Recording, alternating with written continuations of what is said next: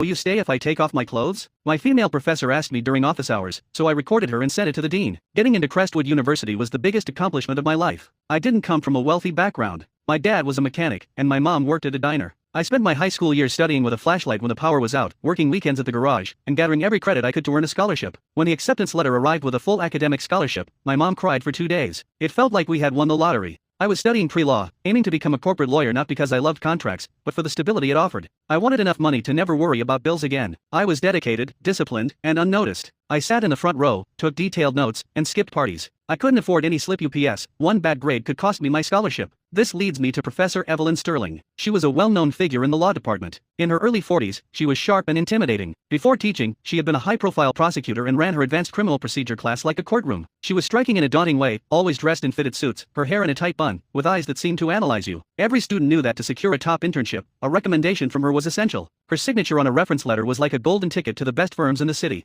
I was doing well in her class, but just getting by wasn't enough. I needed to excel to get that letter. So, I made an effort to visit her office hours frequently to discuss case precedents. Initially, it was all business. She barely looked up from her laptop, responding to my questions with short answers. But around mid-semester, things began to change. She started asking me personal questions. Where was I from? What did my parents do? Did I have a girlfriend? I answered politely, thinking she was simply showing interest in a promising student. I was naive. One afternoon, she kept me after class to discuss my paper. The room was empty. She perched on the edge of her desk, crossing her legs, and stared at me in a long, uncomfortable silence. You have potential, Jason, she said, her tone dropping. But you're too rigid. You need to learn how to interact with people, not just focus on laws. I replied, I'm trying, Professor, gripping my backpack straps. Are you? She asked, tilting her head. Because I sense you're holding back. I reward students who open up. I didn't understand what she meant, so I just nodded and left. The tension escalated in the following weeks. She began grading my papers more strictly. I went from solid A's to B minuses, receiving vague comments like lacks depth or missed the nuance. I was anxious. A B minus could ruin my GPA and jeopardize my scholarship. I knew I had to address it.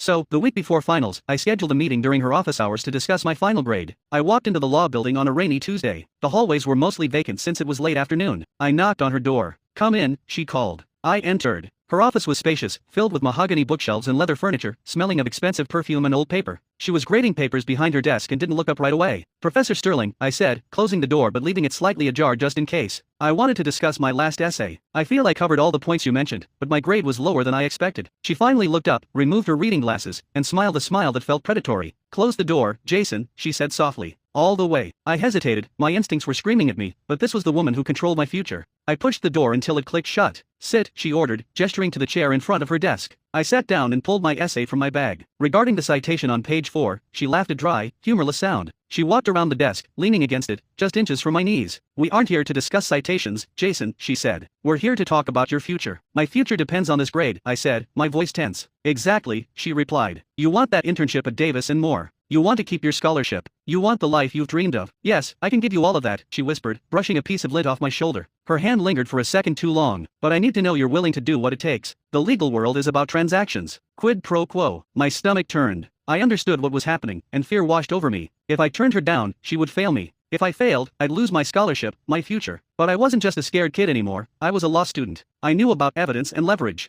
I often recorded my lectures on my phone to review later. When I entered her office, I had already activated the voice memo app, expecting something important about the exam. The phone was in my shirt's front pocket with a microphone facing out. I'm willing to work hard, I said carefully, trying to keep my composure. Hard work is boring, she sighed, standing straight and looking at me with an intensity that made me want to flee. I'm bored, Jason. My husband is dull. My colleagues are boring. You have a spark. She reached for the top button of her blouse. My heart raced. Professor, I don't think. Hush, she interrupted, unbuttoning the first, then the second. I froze, paralyzed by the boldness of it. This was a tenured professor, a respected figure, and she was undressing in front of a 20-year-old student. Professor, please stop, I said, my voice trembling. This isn't right. She paused with her hand on the third button, her face unchanged. She looked amused. Will you stay if I undress? She asked. The words filled the air, heavy and suffocating. What? I managed to stammer. Will you stay if I undress? She repeated slowly. If I take this off, will you stay? Will you do what I want? Because if you walk out that door, Jason, you fail. You lose your scholarship. You go back to fixing cars with your father. She knew. She had looked up my background. She was manipulating my poverty against me. At that moment, my fear transformed into cold anger. She thought I was weak, desperate enough to trade my dignity for a grade. She unbuttoned the third button and wasn't wearing an undershirt. I stood up suddenly, the chair scraping against the floor. I'm leaving, I declared. Her expression hardened instantly. The seductive facade vanished, replaced by the ruthless prosecutor. If you open that door, you're finished. I will ruin you. I'll tell the dean you harassed me.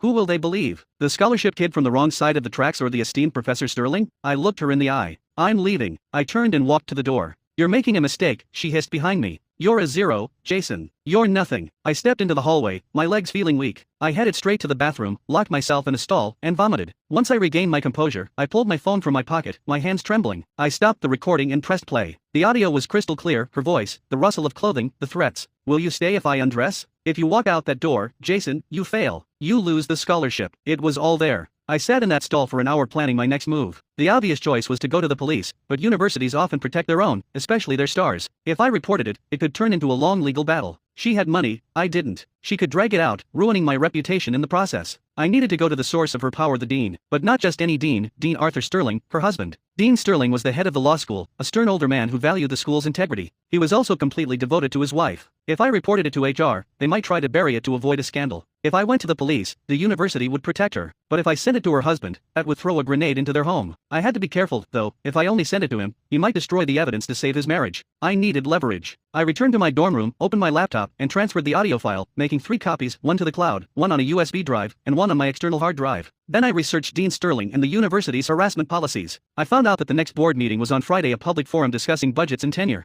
Dean Sterling would be there. Professor Sterling was set to receive an award for excellence in mentorship. The irony was sickening. I realized just sending the file wouldn't be enough. Emails can be deleted. I needed to ensure he heard it and couldn't ignore it. I drafted an email with the subject, a matter of ethics regarding Professor Evelyn Sterling. I addressed it to Dean Arthur Sterling, CCing all board members, the university president, and the head of HR. I kept it short, Dear Dean Sterling and board members, attached as an audio recording from office hours on Tuesday, November 14th, between myself and Professor Evelyn Sterling. In this recording, she offers me a passing grade in exchange for sexual favors and threatens to fail me and revoke my scholarship if I don't comply. She also acknowledges my financial background and uses it as leverage. I am submitting this formally and expect a response regarding my grade and student safety within 24 hours. Sincerely, Jason Miller. I hovered my mouse over the send button. This was the nuclear option. There was no turning back. My name would be out there. It would cause a scandal. But then I remembered her words, you're a zero, Jason. You're nothing. I clicked send. The fallout was immediate. Within 10 minutes, my phone rang. It was the president's office, requesting my presence immediately. I walked across campus to the administration building, where the atmosphere felt frantic. I was ushered into a conference room with the head of HR, the university president, and Dean Sterling, who looked like he aged 10 years in just minutes, pale and red-eyed, holding a tablet with the email open. Mr. Miller, the president said gravely. Thank you for coming. Did you listen to it? I asked, staring directly at the dean. He didn't meet my gaze, looking down at the table. We did, the HR head confirmed. It's disturbing. We need to verify the authenticity. Of course, it's authentic, Dean Sterling whispered. Everyone turned to him. That's her voice, he said, his voice cracking. And that's her method. My eyes widened, he knew, or perhaps he realized he couldn't deny it. She did this before, the president asked, taken aback. I suspected, the dean murmured, burying his head in his hands. Years ago with a grad student. She told me the student was obsessed with her, that he was lying. I believed her.